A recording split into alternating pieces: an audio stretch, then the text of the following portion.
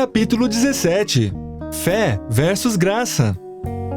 Ao falar sobre obras, acabamos falando sobre fé, pois a fé em Deus é o pilar que nos motiva. E então, recebemos o guia, que é o Espírito Santo. Por outro lado, quando falamos em fé, também é comum que o assunto envolva obras. Preste atenção nos dizeres. Você tem fé, eu tenho obras. Mostre-me essa sua fé sem obras, e eu, com as obras, lhe mostrarei a minha fé. Tiago 2, versículo 18. O que te parece essa afirmação? Entendê-la é relativamente simples.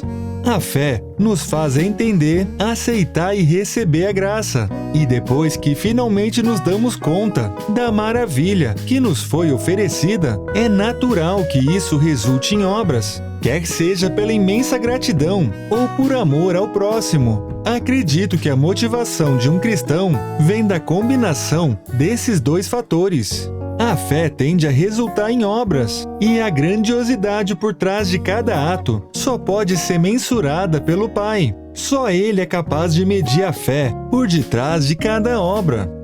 Quando Jesus estava em frente ao lugar onde eram coletadas as contribuições, homens ricos depositaram grandes quantias, e uma viúva entregou 2 moedas de valor muito baixo. Então Jesus chamou os seus discípulos e disse: afirmo-lhes que essa viúva pobre colocou na caixa de ofertas mais do que todos os outros. Todos deram do que lhe sobrava, mas ela, da sua pobreza, deu tudo o que possuía para viver. Marcos 12, versículo 43 e 44.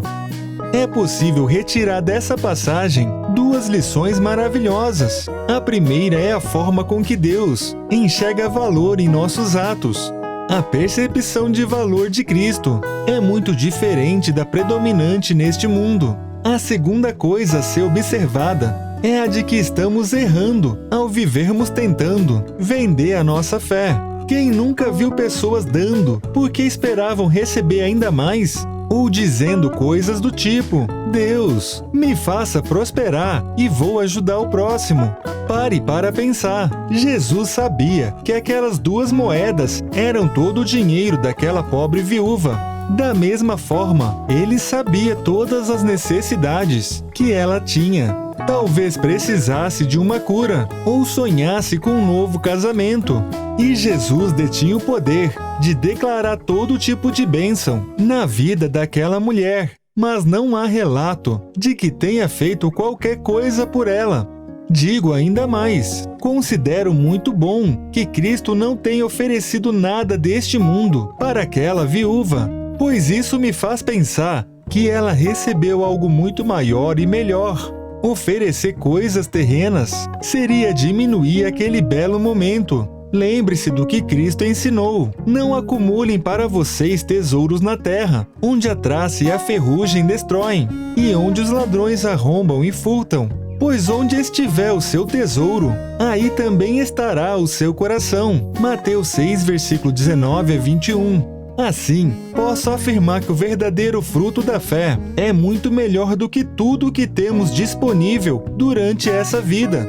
Mas afinal, o que é fé mesmo? A Bíblia responde: ora, a fé é a certeza daquilo que esperamos e a prova das coisas que não vemos. Hebreus 11, versículo 1.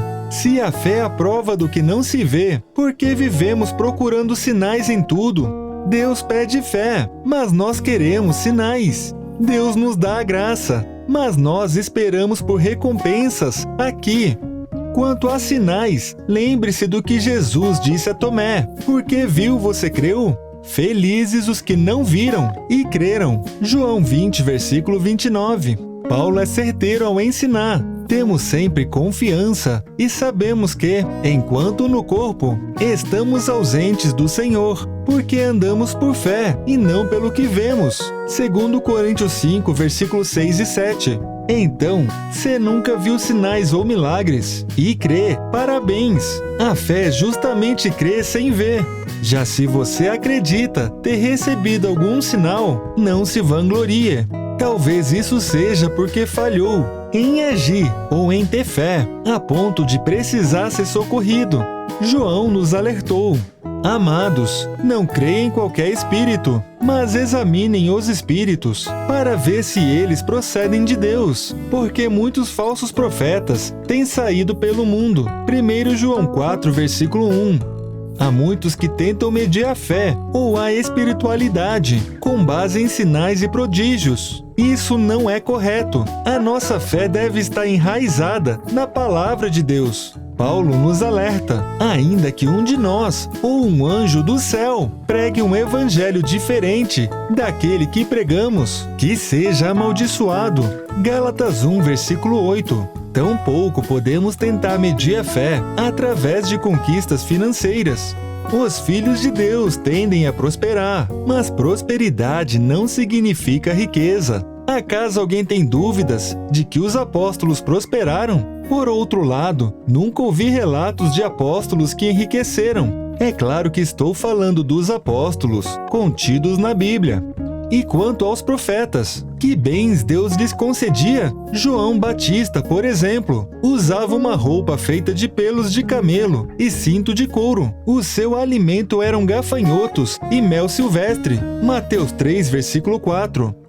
Aos olhos dos homens, será que isso parece prosperidade? É certo que não. Não se esqueça que João Batista morreu injustamente, depois de permanecer preso, simplesmente por dizer a verdade. Ele morreu em um tempo em que o próprio Jesus estava entre nós. Mesmo assim, nenhuma ação foi direcionada para salvá-lo. Mas é certo que ele prosperou, pois cumpriu sua missão. Que prosperidade pode ser maior que essa? Nenhuma. Depois disso, sua vida aqui tinha pequena importância. O que eu estou tentando dizer? Que o dinheiro é ruim? Se você acha ruim, pode dar o seu para mim, que farei bom uso. O que quero dizer é simplesmente que a maior riqueza que podemos conquistar é a fé, despretensiosa e grata, pois já recebemos o mais importante, que é o amor e o perdão do Pai, concedido através da graça. E mesmo quando fraquejamos, não perdemos a graça, muito menos o amor. Vamos para um exemplo prático. Durante o período que estou escrevendo esse livro, também estou gastando algumas horas em pesquisas, pois estou investindo na Bolsa de Valores. Já investi bastante. Acaso isso é fé?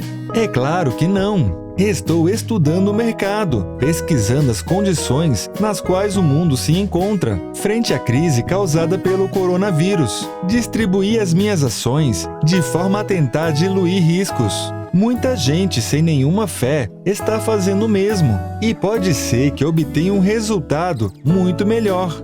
Por outro lado, se você encontrou esse livro através de uma propaganda paga pela internet, é porque provavelmente os meus investimentos deram certo.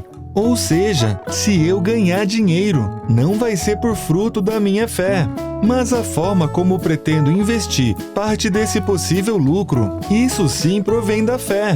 Ou seja, a minha fé consiste na expectativa de dar e não de receber. Pode até ser que eu esteja sendo abençoado sem saber, mas não é isso que norteia os meus planos. Eu busco servir a Deus incondicionalmente. Se eu perder dinheiro, o que é possível, isso não afetará a minha fé, justamente porque eu não estou tentando fazer nenhuma troca. Não existe nada do tipo, ó Deus, me dê dinheiro, então devolva um pouco através de obras. No entanto, a fé gera sim obras. Sem fé, eu não escreveria esse livro. E se escrevesse, o meu objetivo seria o de vendê-lo para ganhar dinheiro. Graças à fé, não tenho expectativa de ganhar nada e estou disposto a gastar. Produzir um livro custa dinheiro, com revisão, distribuição, dentre outros custos. Isso eu já aguento sem dificuldade. E se for possível, pretendo investir em propaganda, na expectativa de alcançar ainda mais pessoas.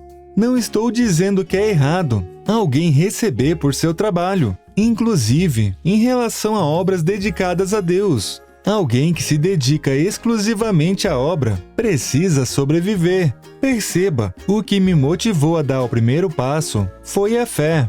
Agora a obra poderá se expandir dependendo da quantidade de recursos que eu puder e decidir disponibilizar. É claro que os detalhes envolvidos, ou quantias, só cabem a mim, junto com minha esposa, e a Deus saber. E se Deus decidir me abençoar ainda mais e intervir, então o livro cumprirá sua função e alcançará muitas pessoas de uma forma ou de outra, independentemente da minha situação financeira.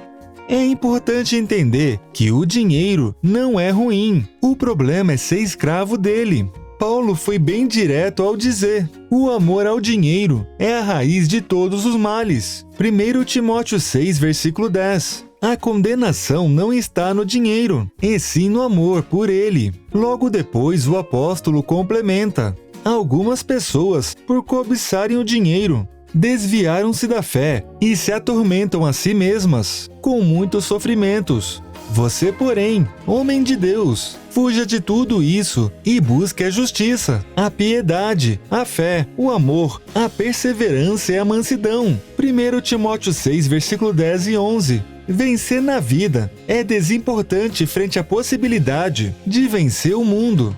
Quanto a vencer na vida, Paulo diz: de fato, a piedade com contentamento é grande fonte de lucro, pois nada trouxemos para esse mundo, e dele nada podemos levar. Por isso, tendo o que comer e com o que nos vestir, estejamos com isso satisfeitos. Os que querem ficar ricos caem em tentação, em armadilhas e em muitos desejos descontrolados e nocivos, que levam os homens a mergulharem na ruína e na destruição. 1 Timóteo 6, versículos 6 a 9.